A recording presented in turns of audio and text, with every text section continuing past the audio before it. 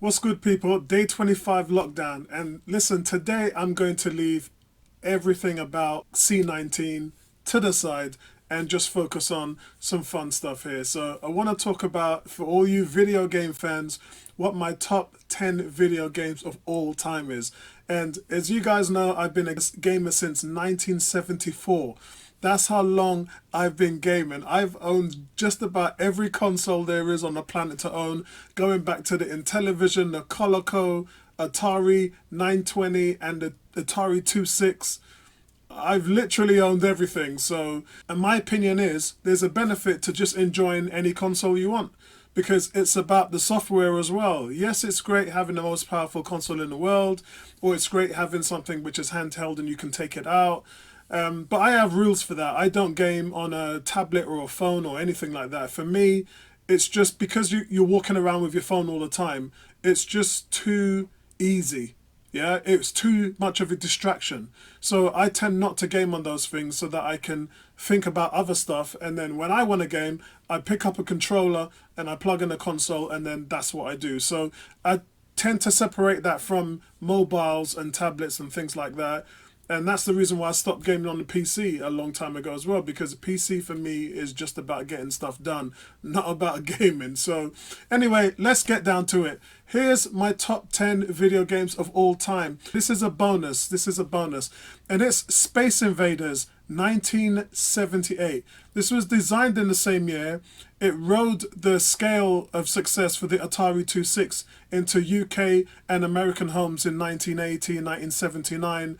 It was just the most popular thing, with aliens marching from side to side. And as the levels come down, you have to plateau them off by taking the levels out each one at a time, hiding behind your four little homes. And when your homes get destroyed, it leaves you vulnerable. It's a basic, simple game. Game was like 4-bit. It was just the basic minimum graphics, but it was what got everybody into gaming, and it really was the first ever game that identified a proper joystick. Because before that, we had a controller with the Coleco with just turn dials. And it was like games like tennis and breakaway and things like that, and football, if you can call them that. It just had a cursor which turned the wheel side to side, which just moved the marker up and down so that you could sort of block a ball and hit it right back. So Space Invaders was the first time that you actually had a joystick that you held in your hand, and you had a joystick on the top, and you'd move it from side to side or up and down, and then you'd have a button on there that you'd press. So Space Invaders is the bonus for me. Let's get to number 10, and number 10 is Final Fantasy VII. Now, Final Fantasy VI was probably a better game, but it didn't revolutionize the gaming community as well as this game did. It's arguably bolder than anything that was ever done at the time, and it was a tailor mark as well of Japanese role-playing games. Polygon graphics, beautiful rendered backgrounds, and again, Squaresoft was the company that made the game, and they took advantage of the PlayStation's compact disc. At the time, the compact disc was brought in to kind of revolutionize gaming over what Nintendo was using, which was cartridges. So Nintendo had a market where they would make 8-bit, 16-bit, 32-bit cartridges, and developers were limited by the amount of data they could put on a cartridge. And the worst thing that suffered in that was sound. You could not get digital sound reproduced on a cartridge because it would just take up too much data. And that's where everything suffered. Have you ever noticed where Nintendo games have that kind of melody all the time? It's because you really physically couldn't put any talking on there. And a lot of RPGs at the time were used with text. We didn't really have voice RPGs. And it wasn't until the switch to CD-ROM that you had the ability to go up to 660 or 700 megabytes. And guys, that's like 10, 20 times the size of what a Nintendo cartridge at the time with the Super Nintendo could do. So this game from Square practically just put themselves on the map. It was such an amazing game, deep storyline. That is my number 10. Number 9 is Half-Life 2. 2004, this was a PC game. It did make its way over to console. It was available on the Xbox. And it was really just, after games like Halo and everything set the trend, it was just how a developer could approach the genre in such a different way. The weapons were fantastic. It was weaponized with theoretical physics, like, let's say, the gravity gun, and that really changed the whole world around us. The way how these sprites could change and how they were animated and how they could move in real life. That's what really done it. That's the game in history that will go down as the game that brought physics, real-time physics, to the gaming community. It was after Half-Life that things really started to change and animation started to look more realistic and animals and insects started moving in a realistic way. Number 8. Oh my god, number 8 is Pokemon. Now, growing up in the 90s and growing up in the 80s, Pokemon craze was unavoidable. Obviously, the Game Boy came out, and you had Pokemon Red and Blue. They launched in 1998. This thing was so big it went on to spawn TV shows, movies, card games, you name it. The craze was just out of this world. And up to this day, people are still playing Pokemon on their phone, Pokemon Go. The new game out is Pokemon Sword and Shield. It's funny because I always get my daughter one version and I always take the other version. So if she gets X, I get Y. If she gets Sun, I get Moon. If she gets Pokemon Sword, I get Shield. And that's always the way, because remember, there's different sets of Pokemon that will be available on different games. And then it's about sharing the experience with somebody, collecting those different Pokemon, and then swapping over what the other person's missing. So that's what me and my daughter kind of been doing over a time. But the game's generational. Seriously, it was, my first son, he was into this in the 90s, and then my children now, who are millennials, they're kind of grown up into it, and now my grandkids are into it as well. So it's just a generational game for young and old. And so that's my number 8. Number 7 is Super Mario Kart. Super Mario Kart was more than just a racing game. It was one of the smartest looking games on the Super Nintendo. The first in what would become a real dynamic line of races. But this game was in 1992, and it was just full of kart racing, different circuit modes, varying degrees of difficulty, split screen, so you could take on your friends. I remember packing up a big television with 4 friends on 4 controllers in the same house, and the experiences were just fantastic, knowing that this was before the days of online multiplayer, and it was just so good that you can have something that animated. Nintendo were the best at it. They had Mario Tennis, Mario Party, Smash Brothers, that would take use of the 4-player controller, and that's why their consoles were so popular. But the best one at the time for me, and the one that will go down in history, is Super Mario Kart. And even up to this day, the game is still rocking. It's a little bit teeth now. It's a little bit teeth where the controller, as soon as you up the CC from 50, 100 to 150, you can see the AI starting to get away with some teeth and tactics. But anyway, listen, that's gaming for you. Number 6 is where things start to get serious. One of my favorite games of all time, Fallout 4.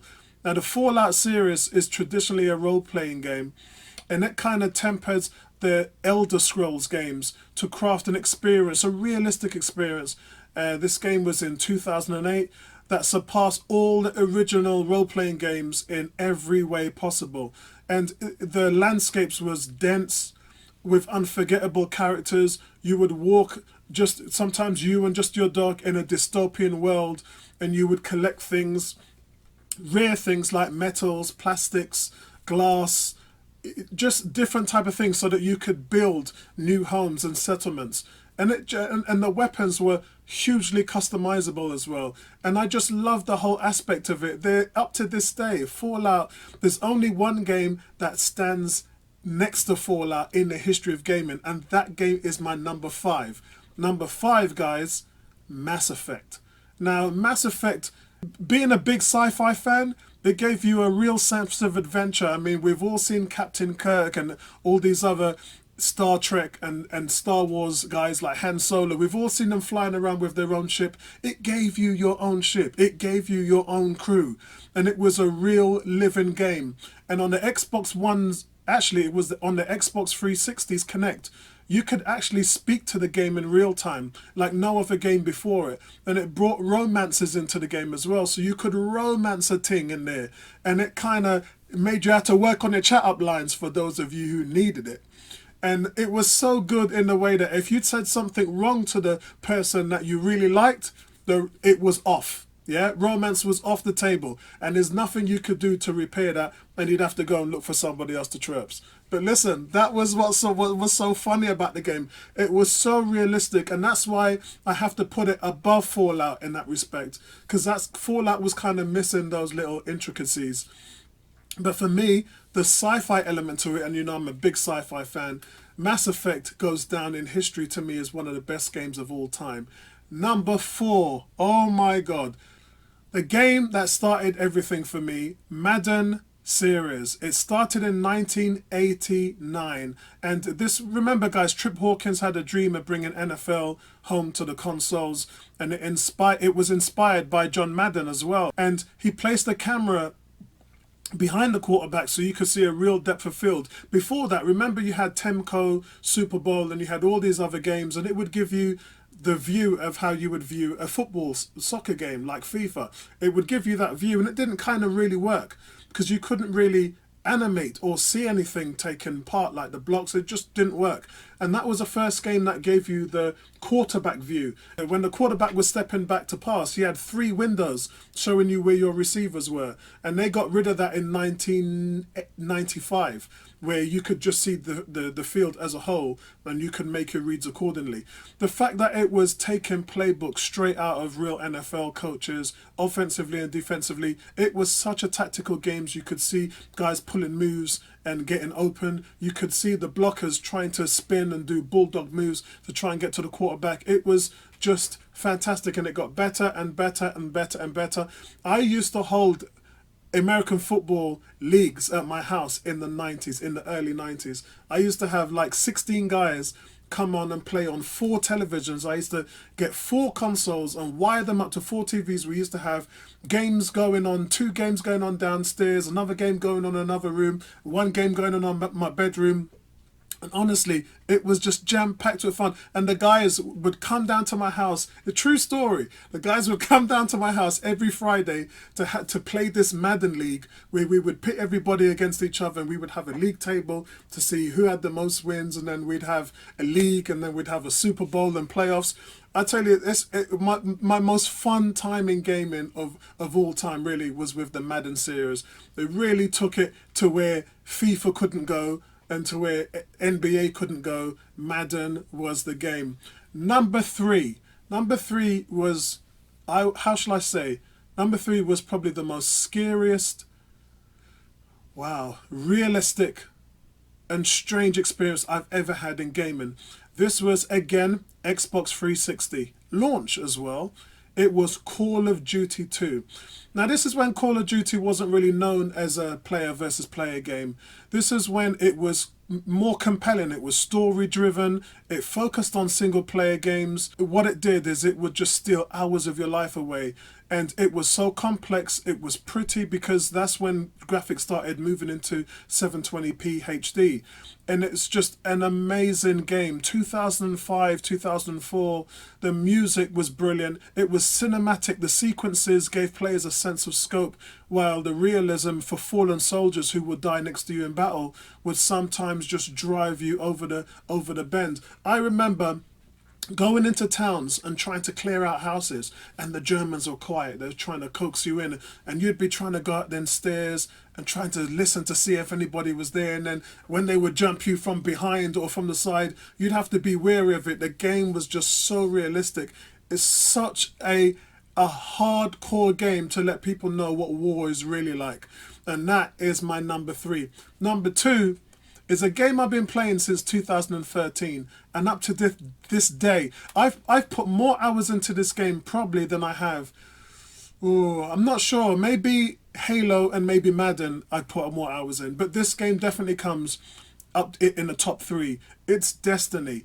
And Destiny, yes, it has flaws and people like to pick on it, but it's by far one of the greatest ever games created. It takes the best parts of what we had with Halo and it makes you just love them. It incorporates MMO, RPG and first person shooters into one games to make a cohesive game that has one of the best loot systems, actually the best loot systems in anything that I've seen bar Borderlands. And the replayability gives you tons of things to do. You can go on strikes, you can play raids, you can go on patrols, you can do Iron Banner. They even have at Christmas, they have specials where you can get onto your bikes and have bike racing. They've had that before. In Valentine's, they do couples PvPs and things like that for Crucible. So they try to make it dynamic. When Christmas comes, they have special things there. When Halloween comes, you have all these Halloween masks and you go on all of these Hallow tours and stuff like that. It's brilliant. It's still to this day one of the best games out there, and I would say it kind of puts it above games like The Division 2 and things like that. For me as well, Borderlands. I know some people love Borderlands, but I've never really got into it because of the graphics. I'm more onto the Halo first person shooter, and that's the reason why I've not really taken to Borderlands as much as I have with Halo. The raids, I remember staying up all hours of the night on the weekends, just raid until 5 a.m. in the morning, and I remember them Crota raids, Kings Hill raids, Vault of Glass. It just gave me some of the best memories because that was the best time that we've ever had with communities. Yeah, I talk about things that we did with old consoles, PC gaming, but no game has ever done community as good as Destiny has. They still, in my opinion, have the best online community of all time. And even up to this day, the community is still strong. Yeah, it still has over 3 million players worldwide. But my number one, guys, my number one video game of all time, nickname Combat Evolved. Now, the reason why it's given a nickname is because it revolutionized first-person shooters as a whole. It changed the game on any format. Yeah, it's Halo 2001, and I was actually a 2000 beta tester for the original Halo, and I tell you something, it was nothing short of flawless. I think I've played that game through the story mode so many different times. We've had Halo tournaments. Remember I talked about Madden, where we'd invite the boys to the house? We did the same thing with Halo. We'd just get guys packing up in the house, we'd get the servers going, and we'd run a local play-by-play with different televisions in different rooms, and we would just spot up 4 guys in one room, 4 guys in another room, and 8 players. We would just go at it. And again, some of the best memories ever. But it's the definitive first-person shooter, guys, and it's something that could work with Game Pass. Before that, PC gamers were saying how shooters were just for PCs. Doom, Quake, Soldier of Fortune, Unreal Tournament, games like that. But Halo was the first one that showed that you can do it on the joypad. And it was just set in this mysterious artifact ring world, which nobody really knew anything about. Futuristic soldier fighting the alien covenant, and then the zombie flood. The flood up to this day is one of the most scariest things anyone's ever witnessed in a video game outside of Resident Evil. And all those memories just make it a stunning, stunning, stunning game. Everyone who played it has been hooked, and it's something that has spawned games like Gears of War and things like that. Regardless of what has happened, the Xbox has always been notorious for the best console for first-person shooters, and Sony's had its benefits as the best gaming console for platform games as well. Games like God of War, Spider-Man, Horizon Dawn, things like that. But when it comes to first-person shooters, the Xbox is God. But guys, that's my rundown of my top 10 video games of all time. Let me know what your games are. Let me know what your top 10 is. Leave it in the comment section below so I can see where you guys, see if I can feel you the same way you're feeling me right now. And listen, hashtag stay at home, hashtag with me. Peace out, guys. Nice one.